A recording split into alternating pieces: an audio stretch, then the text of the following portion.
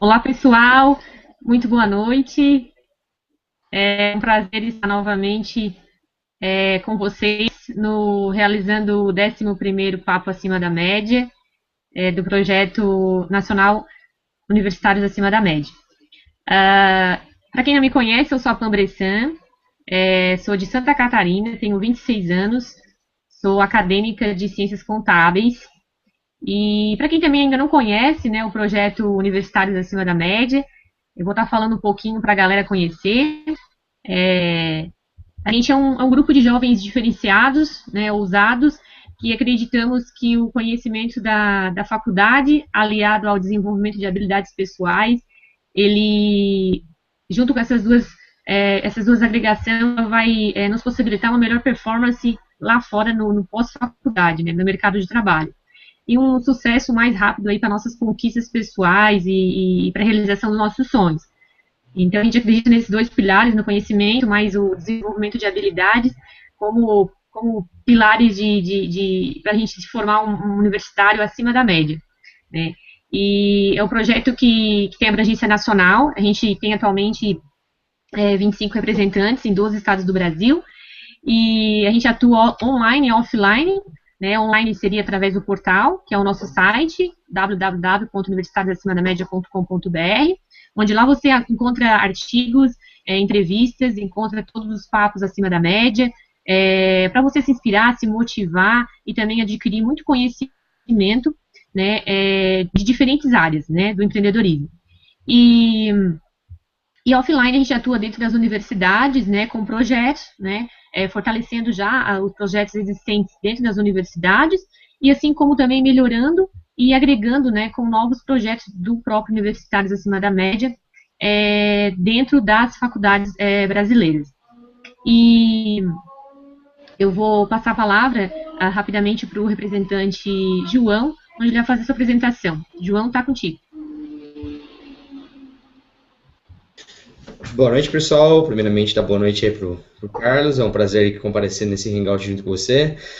Eu tenho 19 anos, sou do interior de São Paulo, de São José do Rio Preto. Sou atualmente membro da ESEC, trabalho como consultor na Associação Comercial e Empresarial também da cidade. Estou com 19 aninhos ainda, tenho muita estrada pela frente. E a grande paixão da minha vida é o empreendedorismo. E o Universidade Acima da Média ali me propõe muito desse espírito empreendedor. E é muito bom compartilhar dessa natureza, desse ambiente positivo com universitários realmente acima da média, universitários que querem fazer a diferença nesse Brasil. Obrigado.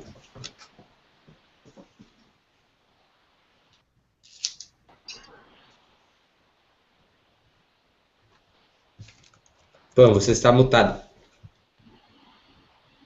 Verdade, desculpa, gente. Desculpa. Obrigada, João. François, por gentileza. Boa noite, pessoal. Meu nome é... Tenho 21 anos, sou do Espírito Santo, cidade de Vitória, e sou membro do Universidade Acima da Média. Ano passado trouxe o projeto para cá. Nós já estamos com 4 para 5 membros aqui no estado. Estamos fazendo uma programação bem interessante, dentro das universidades, montando eventos, cursos com projeto, e queremos fazer acontecer. Vamos batalhar por isso. E também estou começando a empreender, né, com alguns projetos com outros membros do AM, que por sinal é muito interessante, mostra nossa união e poder de decisão aí. Agora eu passo para o Sebastião.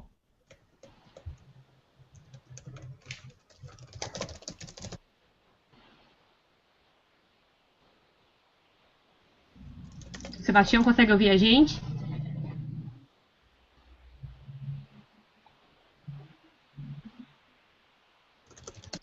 Acho que ele não está conseguindo ouvir a gente. Assim que ele me dá ok, eu passo a palavra para ele também fazer a apresentação. Então, vamos dar início ao nosso Papo da Média. Vou apresentar aqui para o pessoal quem é o Carlos, né? Primeiramente, Carlos, muito obrigada por ter aceito o nosso convite. Ficamos muito honrados pela tua gentileza, pela tua simplicidade de estar aceitando e estar colaborando com a gente nesse 11º papo. Logo depois eu passo a palavra para você. Eu vou fazer a apresentação do Carlos, para quem ainda não conhece, né, é meio difícil, mas acho que todo mundo já usa, né, já usou ou usa a plataforma do Veduca, mas o Carlos é uma pessoa que tem um currículo muito bacana e que vale muito a pena ressaltar o seu currículo, né? Ele é CEO e cofundador do portal Veduca, que é uma empresa que tem o objetivo de democratizar a educação de alta qualidade no Brasil e mercados emergentes, né, através de videoaulas das melhores universidades do Brasil e do mundo. Né, e ainda por cima é de graça, né, que é na própria língua da gente, a língua nativa. Então é de uma forma totalmente contextualizada, personalizada e com certificação também. A sua empresa, ela lançou o primeiro MOOSC, acho que é isso, da América Latina, e tem mais de 5.000 videoaulas de 17 das melhores universidades do mundo, curadas, organizadas e com legendas em português. Ela tem 9 anos de experiência em marketing e sendo responsável por trabalhar já na Pampers, Gillette, Ariel, ASSI, na América Latina e no Brasil. Ele é formado em Engenharia Aeronáutica pelo ITA, que é o Instituto Tecnológico de Aeronáutica.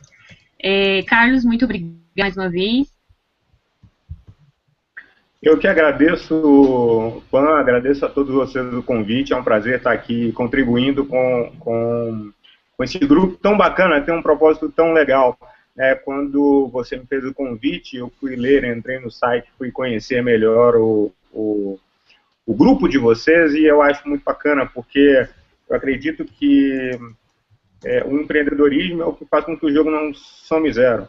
Então, somos nós, empreendedores, que precisamos trabalhar para que a gente consiga andar para frente, tirar a situação do status quo e progredir. Enfim, obrigado.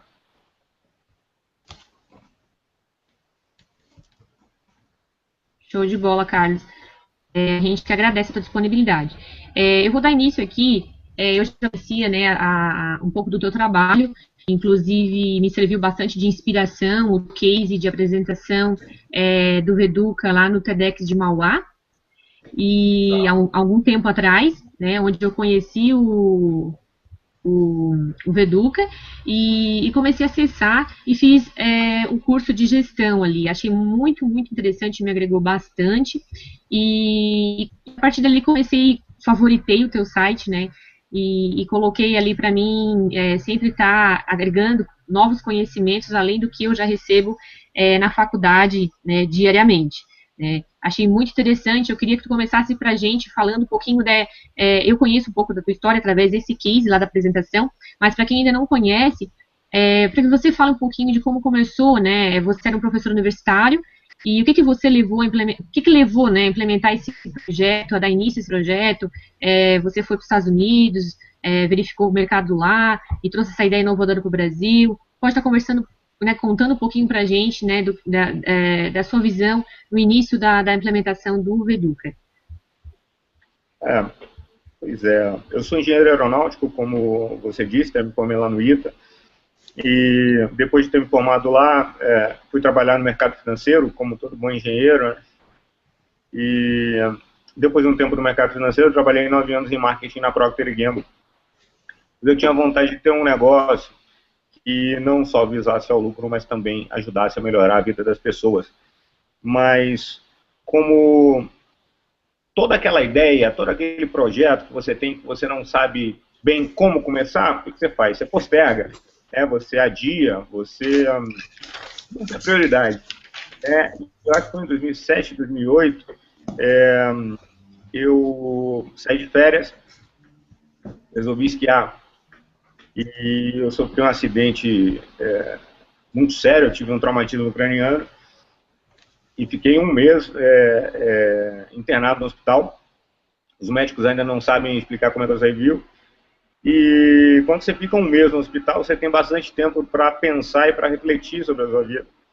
E eu me lembro que durante esses 30 dias que eu fiquei de molho no hospital, pensei, gente, eu tenho tanta coisa que eu quero fazer e de repente pode acabar amanhã, né? Por que então a gente às vezes fica postergando, esperando chegar o momento certo? O momento certo é agora, né? saí do hospital, voltei, graças a Deus. Continuei trabalhando, trabalhei mais um pouquinho na Procter, mas em 2011 eu saí num período sabático, que eu acho que hoje está na moda, na época não estava. Fui estudar modelos de negócio que estavam crescendo nos Estados Unidos e que ainda não haviam chegado ao Brasil. Isso é muito bacana, né? Toda vez que eu falo tenho a oportunidade de falar com outros empreendedores também, e sempre falando sobre inovação, eu acho que a raiz da inovação é a cópia. Né? Você começar a inventar tudo do zero é muito mais difícil. Então, o que eu fiz? Eu fui estudei mais de uma centena de modelos de negócio que estavam crescendo lá fora, só que ainda não haviam chegado ao Brasil.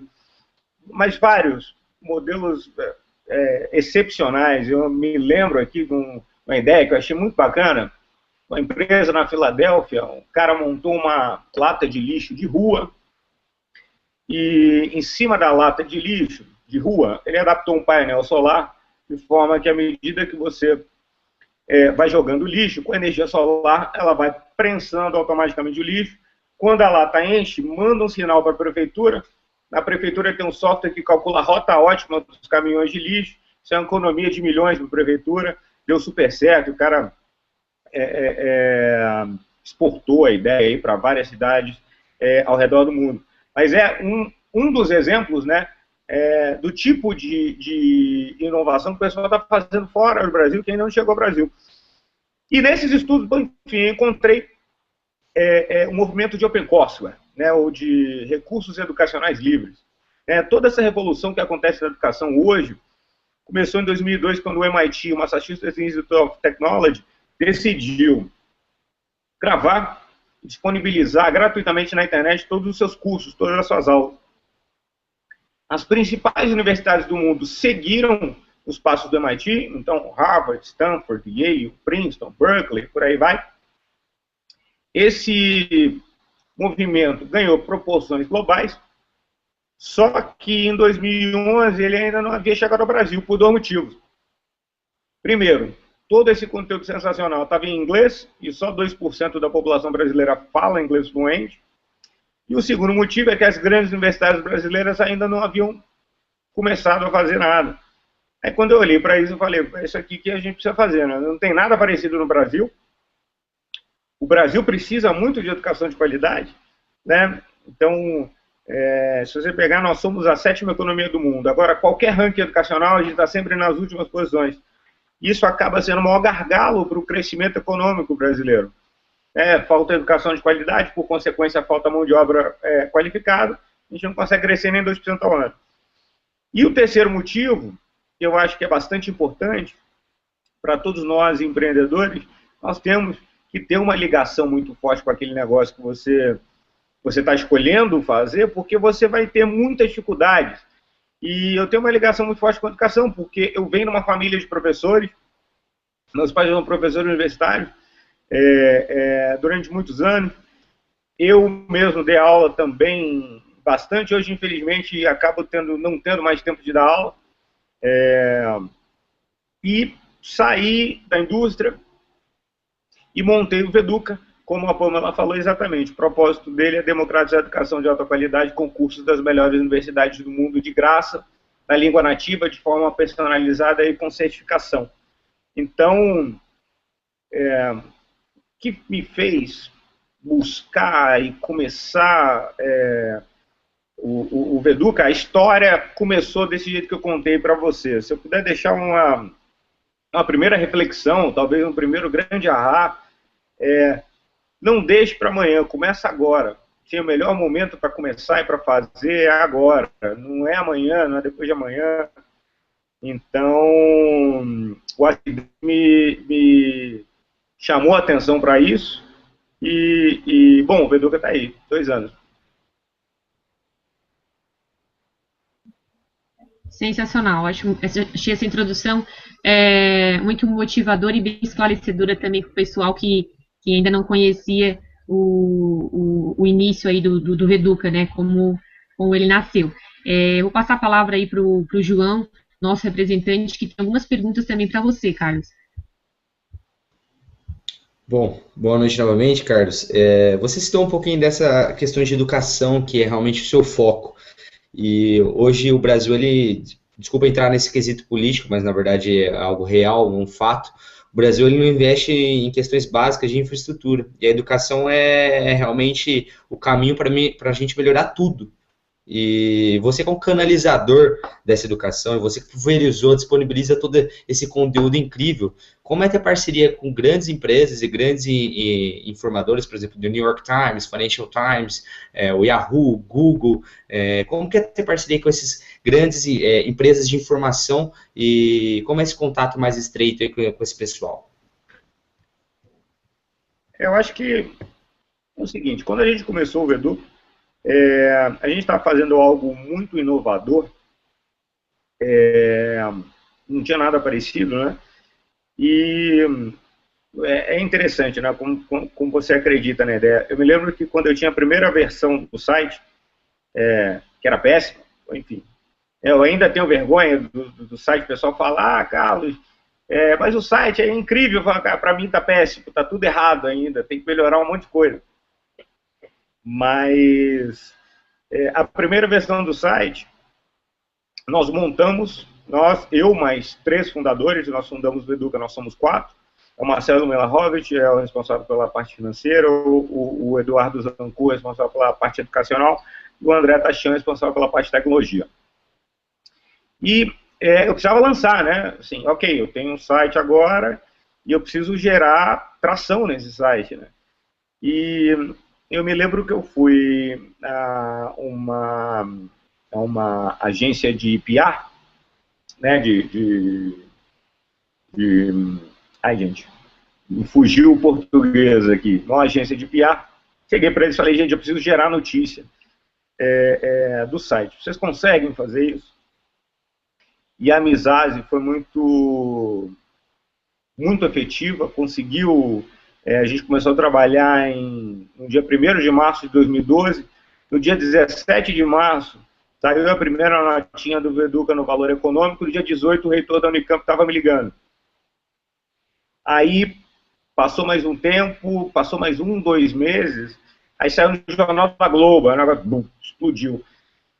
Aí esse negócio foi tomando proporções gigantescas, né? Então, como a gente estava inovando e criando inovação, aquilo por si só é notícia, as pessoas querem entender, as pessoas querem estar perto, as empresas querem estar perto, os meios, principais meios, você citou alguns deles aí nos quais nós já fomos publicados, eles vieram atrás da gente, as universidades vieram atrás da gente.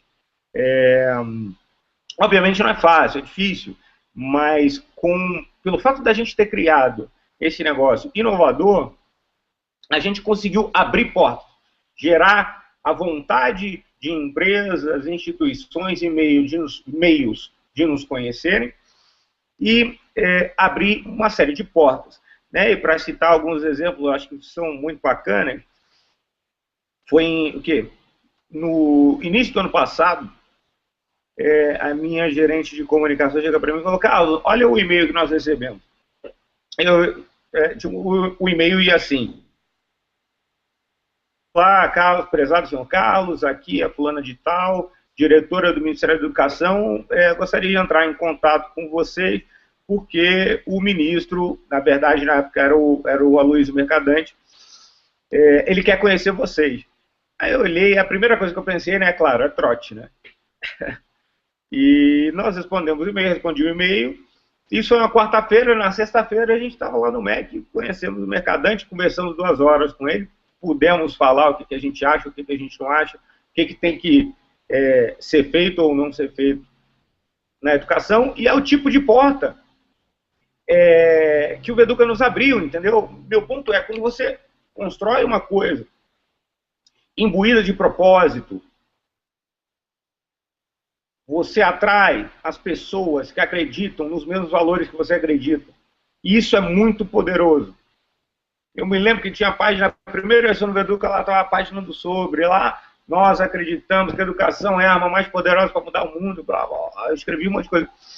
Que nós acreditamos, e aquilo, todas as pessoas que entravam e que vinham, que acreditavam nas mesmas coisas, nunca iam fechar as portas para a gente. Na verdade, eles abriram as portas. Então, esse Mercadante é um exemplo. Teve um outro muito bacana. Em dezembro do ano passado, agora, nós tivemos na ONU, apresentamos o Veduca lá para o Gordon Brown, que é o ex-primeiro-ministro inglês. Hoje ele é enviado especial da ONU para a Educação Global. E foi muito bacana. É o tipo de coisa que a gente conseguiu. Meu ponto aqui, acho que a resposta, João, para sintetizar, como é que a gente conseguiu fazer isso? Trabalhando duro, com um propósito forte e acreditando, com os valores claros, acreditando muito nesses valores e falando sobre o que a gente acredita. Daí, todas as pessoas que acreditam nos meus valores se juntam, ressonam. Obrigado, realmente foi bem esclarecedor. E uma coisa que eu boto na tecla sempre, até um self-marketing, as pessoas falam, mas é que networking, contato e as conexões são realmente o que movem a vida. Dá para você ganhar escalabilidade com isso. Você está mostrando que você, através da educação, está em certo patamar que realmente você é um canalizador, você é um agente de mudança. E isso é muito bom. Muito obrigado. Valeu, João. Obrigada pelas perguntas. Sebastião, por gentileza, pode perguntar as tuas para o Carlos.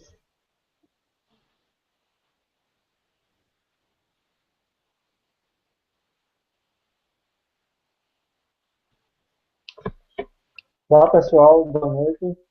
Sou o Sebastião, sou de Penedo, estado de Alagoas, estado do qual represento o AM. Atuo na área financeira de uma cooperativa da rede educacional. E o AM é um projeto fantástico que vem causando transformações e busca sempre auxiliar os jovens na realização dos seus sonhos. Olá, Carlos. Boa noite. Boa noite. Com relação à tecnologia, que nos dias atuais sempre está voltada para a melhoria da educação. Como você vê esse cenário atual da tecnologia voltado para a melhoria da educação e qual é o maior desafio de implantá-la no dia a dia das escolas e do meio educacional? Bom, ótima pergunta. Eu acredito o seguinte, Sebastião. Todas as indústrias nas quais a tecnologia entra, ela move o poder do produtor para o consumidor final. Então, pensa no seguinte. Há 15 anos atrás, por exemplo, na indústria da música, o poder estava onde? Estava na mão das gravadoras, das produtoras.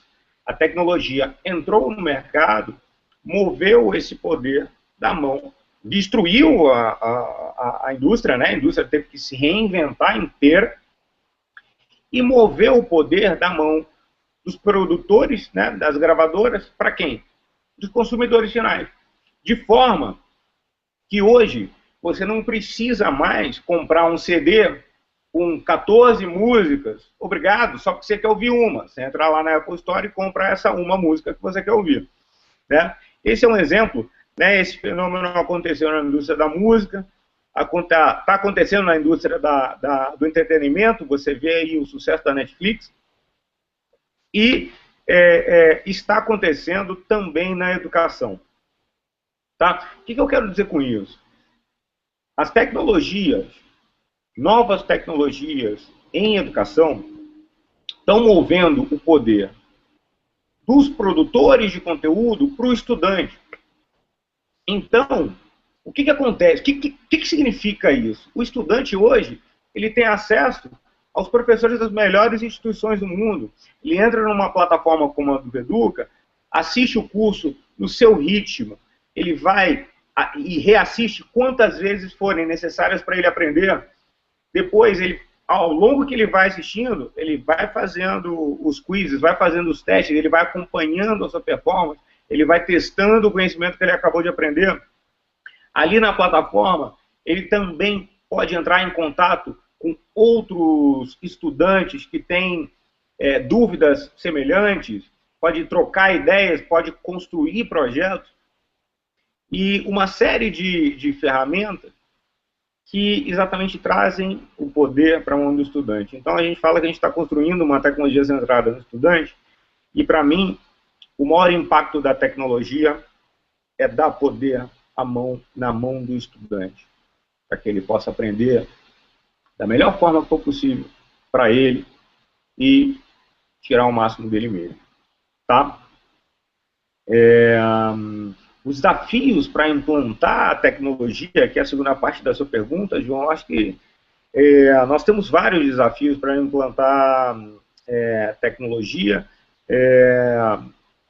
Obviamente, você tem o primeiro desafio, o desafio maior, de maior desafio, é o de acesso. Então, o Brasil hoje tem 90 milhões de internautas, mas tem 200 milhões de habitantes. Então, a primeira coisa, não é à toa que o Google está colocando balões na atmosfera para levar a internet para todo mundo. Além disso, além do acesso, eu acho que nós ainda estamos começando. Então, as tecnologias ainda são utilizadas muito esporadicamente. E você tem algumas esferas, como a esfera dos governos ou dos conselhos acadêmicos das universidades, ainda olhando para todas essas inovações com um pouco de medo, com um pouco de receio, não adotando extensivamente algumas práticas que já são sabidas darem muito resultado. Por exemplo,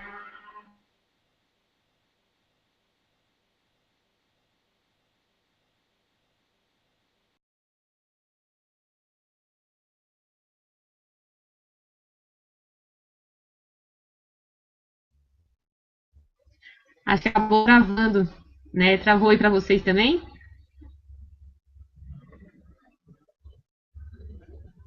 Sim, sim. Oi, aí, gente, desculpa. Ok, pode continuar, Carlos. Enfim, falando de infraestrutura, né? Nada mais do que uma prova que realmente a gente precisa melhorar muito a infraestrutura de tecnologia, né? O acesso que eu estava falando. Então, completando a resposta à sua pergunta, Sebastião, quais são os desafios para se adotar as tecnologias? Então, tem o desafio da infraestrutura e tem o desafio das esferas, de algumas esferas de poder ainda não estarem utilizando extensivamente algumas práticas que já são sabidas darem muito sucesso, terem um resultado muito efetivo. Por exemplo, existe já uma pesquisa, o meio acadêmico já concorda que a melhor forma de você ensinar é através do blended learning, que é o flipped classroom. Como é que funciona isso? O estudante vai para a sala de aula, o professor chega lá e fala: então, meus queridos, vocês vão em casa, vocês vão assistir a aula 1, vão fazer os exercícios, nós vamos vir aqui para discutir caso. Tá? Os números provam que as turmas que utilizam o blended learning têm uma performance melhor do que as turmas que não utilizam. Por que isso está sendo utilizado ainda em todas as salas de aula? Né? Então, esse é o tipo de exemplo, acho que ilustra bem que a gente ainda tem muito para andar e tem um desafio muito grande ainda para implantar as tecnologias educacionais.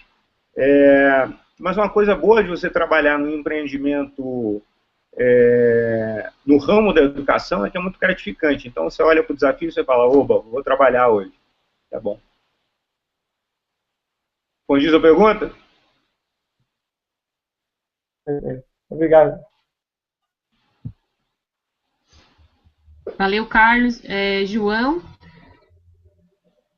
Bom, Carlos, pegando um pouquinho dessa sua linha de raciocínio, o estudo no Brasil é muito retrógrado, né? Aquela coisa de entrar na classe, a autoridade, você ficar focado e tudo mais. E hoje existe muito daquelas questões de EAD, crowdsourcing, estudo em células. Inclusive, eu acho que, se não me engano, a PUC adotou esse tipo de faculdade de apresentação, que você vai até a sala, o professor ele te passa a matéria, você estuda em casa e você que tende a apresentar essa aula. O professor, na verdade, não é tão professor, mas é mais um consultor. E isso acaba sendo muito mais dinâmico e o resultado dos alunos realmente é muito mais relevante, muito mais positivo. Como que você vê isso a longo prazo e médio e curto aqui no Brasil? Essa reforma educacional, como vai funcionar essas questões? Eu acredito que a gente está no caminho certo. Tá? Eu já tenho participado de algumas discussões, eu já vejo autoridades e pessoas que têm o poder da caneta para mudar esse tipo de coisa, já começando a discutir reformas. Então, você tocou no ponto do EAD, né? Hoje, só 20% dos cursos de graduação pode ser feito à distância, né? E essa é uma lei já antiga, o pessoal está discutindo agora aumentar para 40%. Enfim, você tem uma série de avanços que eu acredito que vão vir nessa área para que a gente consiga utilizar e tirar o melhor proveito da tecnologia. Claro, como eu gosto de falar, né, a tecnologia sozinha, ela não resolve nada.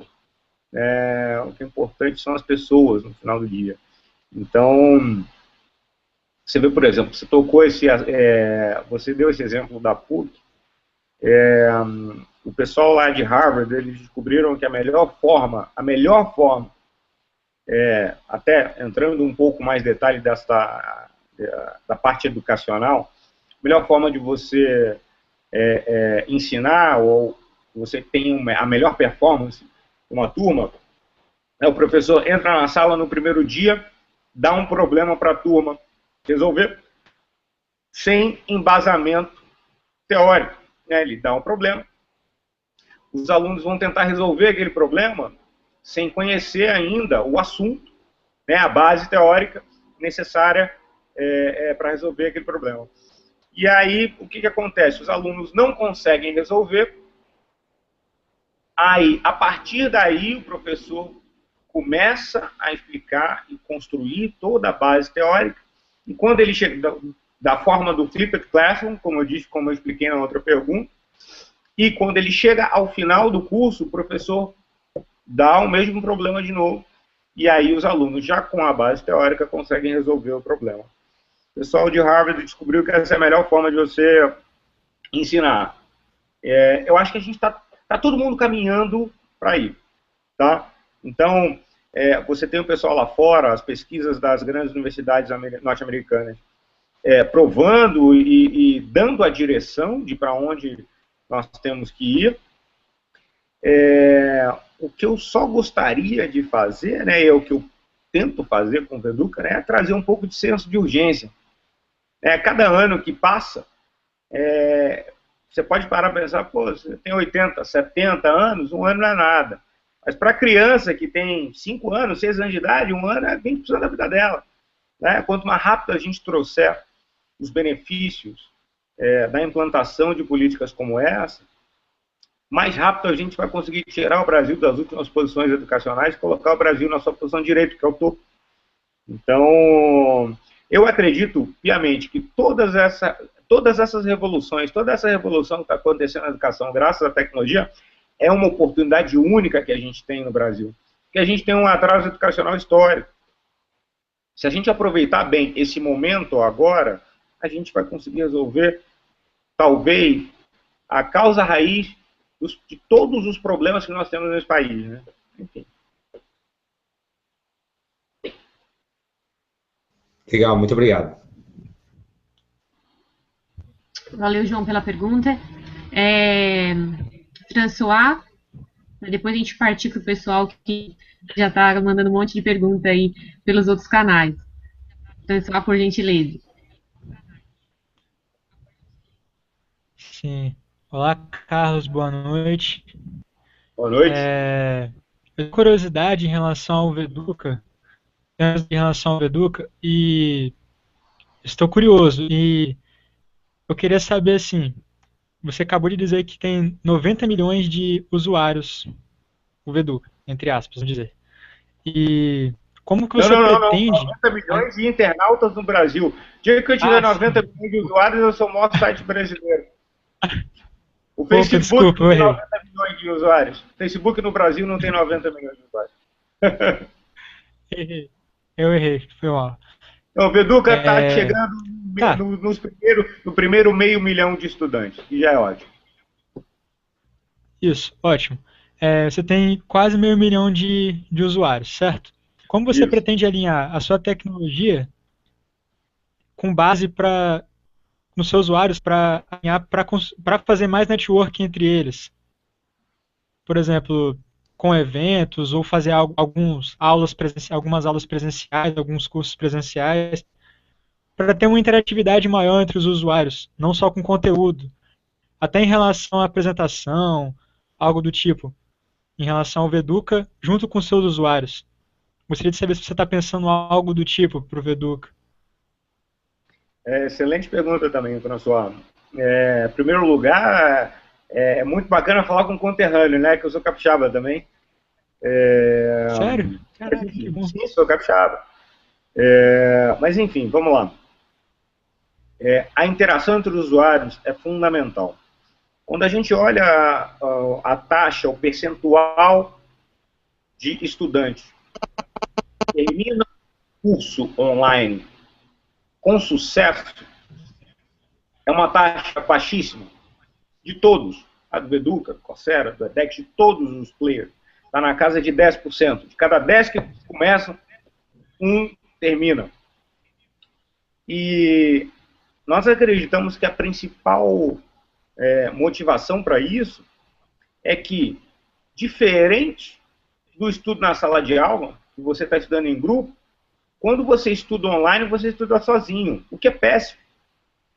Porque quando você tem uma dificuldade, você está numa sala de aula, por exemplo, estudando presencialmente, quando você tem uma dificuldade, você tem um colega para te ajudar, você tem alguém para trocar ideia, você tem em quem se apoiar, e você consegue passar pela dificuldade e chegar com sucesso ao seu objetivo. Isso ainda não acontece nas ferramentas de educação online, tá? E é um próximo ponto de desenvolvimento que nós temos, que é a parte das turmas customizadas, tá? Então, o que a gente acredita? A gente acredita que o ensino, essa socialização, o componente social, o componente aprender em grupo é fundamental para a educação. Agora, ele precisa ser feito presencialmente? Eu não acredito nisso. E eu tenho um bom motivo. Nós fizemos uma pesquisa com 1.500 estudantes, perguntamos a eles o que eles mais querem numa plataforma educacional. Né? Aonde eles enxergam mais valor numa plataforma educacional. Inclusive, fica a dica para empreendedor. Você quer saber o que o seu consumidor quer? Faça uma pesquisa, vai lá e pergunta, ele te diz o que você precisa fazer. E nós fizemos a pesquisa. Em primeiro lugar, veio a certificação, né? Os estudantes querem muito ter o certificado, a poder progredir na carreira. Aí, em segundo lugar, aparece aí a correção de exercícios com comentários personalizados de professores e tal. Em último lugar, apareceu encontros presenciais. Não significa que os estudantes não querem networking. Eles querem sim. Se eu não me engano, a quarta ou a quinta opção que mais teve um score mais alto foi a possibilidade de networking mais online. Os estudantes querem sim fazer networking, mas querem fazer um networking online. Bom, dito isso, a gente criou uma tese que nós vamos testar até o final do ano, que é o seguinte: nós vamos lançar até o fim do ano um curso colaborativo. Como é que vai funcionar esse curso? Esse curso vai ser é um curso que é impossível de você fazer sozinho. Você tem que fazer em grupo. Imagina que um arquiteto, um engenheiro, teria que fazer um curso de cálculo estrutural, certo? Não. A gente vai tentar fazer um negócio diferente e o curso vai se chamar Construa um Prédio. E, ao iniciar o curso, você vai ter que fazer em grupos de 4 pessoas, como se fosse um joguinho. Você começou o curso, você vai se inscrever, vai inscrever outros 3 amigos, ou vai pedir para o sistema te apontar 3 pessoas, e no início, você vai dizer qual que é o seu papel, qual que é o seu role. Então, cada grupo vai ter um engenheiro civil, vai ter um engenheiro elétrico, vai ter um arquiteto e vai ter um administrador. Os 4 vão começar a fazer o curso.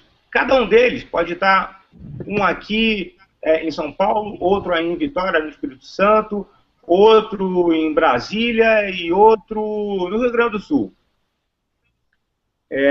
Cada um dos 4 vai assistindo as aulas, vai fazendo os quizzes, vai fazendo os testes, como se fosse um videogame. Quando os 4 chegarem ao final da primeira etapa, da primeira fase, abre-se um projeto e os 4 vão trabalhar ali, vão começar a esboçar um prédio. Então, o arquiteto vai fazer o primeiro esboço, o engenheiro civil vai fazer as primeiras contas, o engenheiro elétrico vai fazer as primeiras contas, e o administrador vai começar a esboçar o plano de negócio daquele prédio. Os 4 terminaram esse trabalho, fecha o projeto, abre a fase 2. Eles vão assistir a aula 2, vão fazer mais quizzes, mais testes, vão interagir entre si, de forma que quando eles chegarem ao final da fase 2, o projeto reabre, eles constroem de novo. De forma que quando eles chegarem ao final do curso, eles vão ter aprendido não só o cálculo estrutural e toda a parte técnica de como você construir um prédio, mas também vão ter aprendido a trabalhar em grupo e vão chegar ao final deste curso com um projeto. Eu acredito que essa é uma ideia muito bacana, que vale a pena ser testada. Então, a sua colocação, François, foi muito boa. Realmente, o componente social é fundamental para que a gente consiga entregar uma educação de qualidade. Nós acreditamos que esse componente social pode ser feito totalmente de forma online. Eu não há necessidade de eu colocar as pessoas fisicamente no mesmo ambiente. E a forma com a qual a gente vai implementar é essa que eu acabei de te contar. Responder a minha pergunta, muito bem respondido, pelo sinal, até adiantou algumas coisas, né? Muito obrigado e sucesso com o Veduca, né? Show de bola, obrigado. Eu passo para Pan. Valeu, François, obrigada pela participação. Vander, se a tua internet estiver com conexão, por gentileza.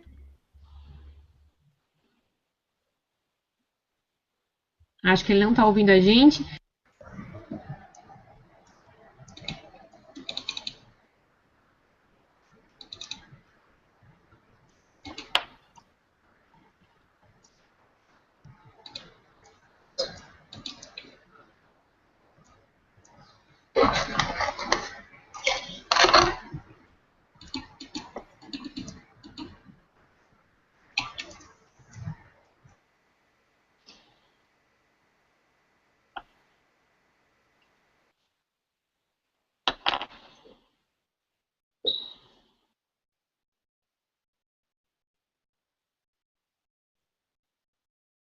Você está em mute. Você está mutada.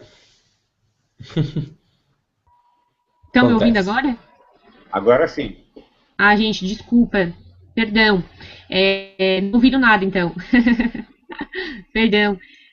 Obrigada, pessoal, pela colaboração. E a gente tem aqui o pessoal que está mandando as suas perguntas, visto que o Vander não está conseguindo conectar a internet, a gente vai dar continuidade aí com as perguntas do pessoal que está perguntando nos nossos canais aqui do Universitários. Euclides Luan, a gente vai fazer a tua pergunta mais para o final, que daí a gente consegue fechar com um gancho bem legal nessa tua pergunta. A Jéssica pergunta, Carlos, se você tem previsão de cursos, de oferta de curso de idiomas? E se não tem, se tem previsão de oferta? E se tem algum curso novo que você acredita que promete mudar vidas nos próximos meses? E quais seriam os cursos mais populares? Tá. Vamos lá. Calma. Foram várias perguntas numa só. Os cursos mais populares, exato.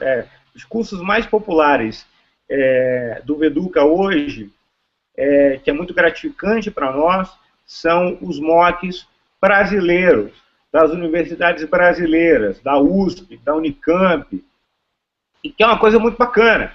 Quando nós começamos o Veduca, ainda não tinha nenhum curso brasileiro. Nós começamos fazendo trabalho de curadoria, pegando o conteúdo das principais universidades do mundo, organizando, curando, enriquecendo esse conteúdo e traduzindo para o português. Logo, os principais cursos eram de Harvard, MIT, por aí vai. Mas hoje os principais cursos são os cursos brasileiros. É uma coisa muito bacana. Principalmente nas áreas de exatas e de humanas. São os cursos que mais fazem sucesso. Tá? Os próximos cursos que nós vamos lançar,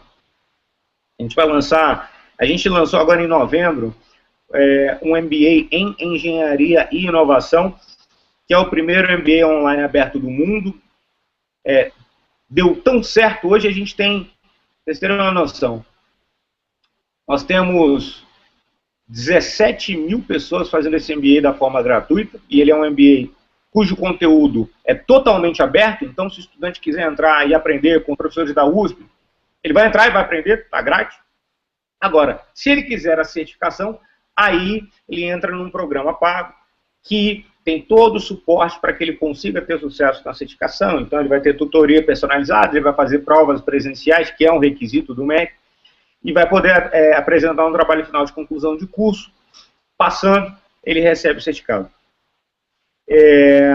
Deu tão certo esse modelo que em julho agora nós vamos lançar mais um MBA, que vai ser um MBA em sustentabilidade, que é um assunto muito importante, e eu acredito que vai fazer muito bem para as pessoas. Pan, me ajuda aí, eu respondi a pergunta inteira?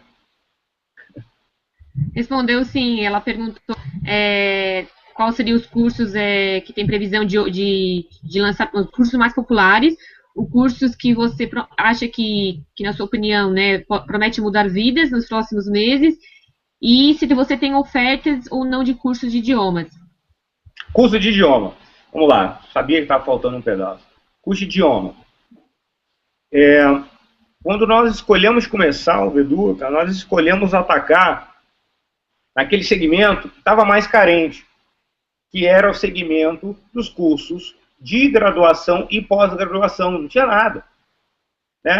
Quando a gente olhou para o mapa do ensino online no Brasil, quando a gente começou, já tinha uma série de iniciativas em cursos de idioma. Já tinha uma série de iniciativas em cursos preparatórios para concurso. Já tinha uma série de iniciativas de cursos preparatórios para o Enem. Já tinha uma série de iniciativas para cursos de segundo grau, de primeiro grau, para cursos profissionalizantes. É óbvio que todas essas iniciativas podem e devem melhorar, assim como o ensino online. Mas a gente resolveu atacar num segmento que não tinha nada. Não tinha nada. Então, se você perguntar para mim, no futuro, poderemos ter alguma coisa de idioma? Sim, com certeza. O fato de a gente ter só 2% da população brasileira falando inglês com fluência é um absurdo. Mas, enfim, primeiro, a gente tem que ter foco. Tem um empreendedor, amigo nosso, que é o João Mendes, lá do Hotel Urbano. Ele fala uma frase que eu acho sensacional.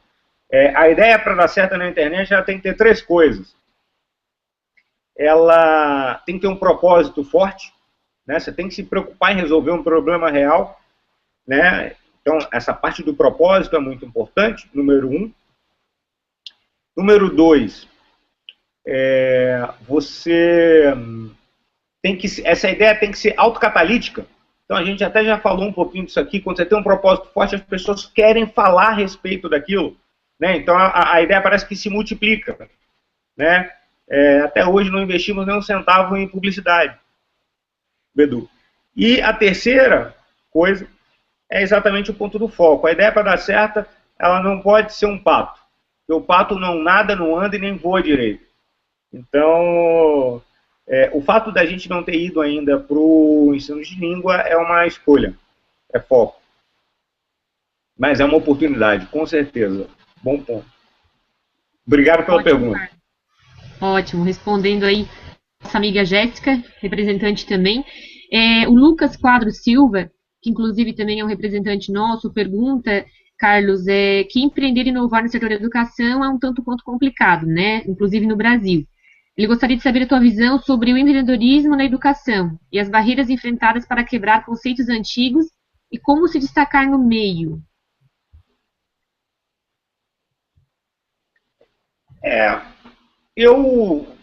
A minha visão a respeito disso, eu gosto muito de ler.